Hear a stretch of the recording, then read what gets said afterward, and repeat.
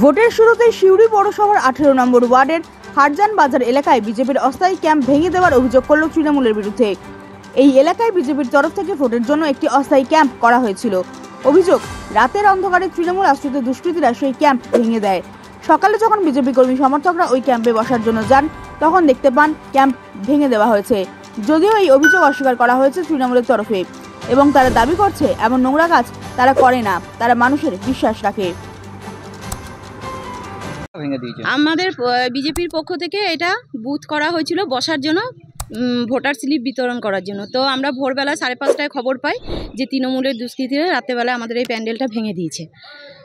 কি কাজ করা হতো, মানে এখানে কিসের জন্য করা হয়েছিল প্যান্ডেল? এটা করা হয়েছিল আজকে যে ভোট, লোকসভা ভোট, তো সেই ভোটের কারণেই যে এখানে বুথ ক্যাম্প করা হয়েছিল। 18 নম্বর ওয়ার্ডের পক্ষ থেকে, বিজেপির পক্ষ থেকে এটা ক্যাম্প করা হয়েছিল যে ভোটার স্লিপ দেওয়ার জন্য।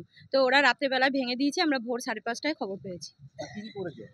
এইখানে দেখুন প্যান্ডেল যা ছিল সব ভেঙে দিয়েছে। দেবতনুদার যে ব্যানার ছিল সেটাকে ছিঁড়ে দিয়েছে, এইসব নোংরামো করেছে। করার পর তো এরা মনে করছে এইসব ভেঙে দিয়ে সমস্যা, মানে ওদের যদি এতই উন্নয়ন করেছে তাহলে এত ভয় কিসের, এইসব নোংরামোগুলো কেন করছে?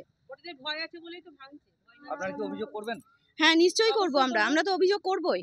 কি নাম আপনার? আমার নাম সুপ্রিয়া ফুলমালী। এখন তাহলে ক্যাম্প কিভাবে করবেন? এখন আমরা টেবিল পেতে করব। আমাদের এটা ভাঙাই থাকবে, আমাদের এটা ভাঙাই থাকুক, কিন্তু আমরা এখানেই করব। না, আমাদেরকে আটকাতে পারবে না। আমাদেরকে আটকাতে পারবে না।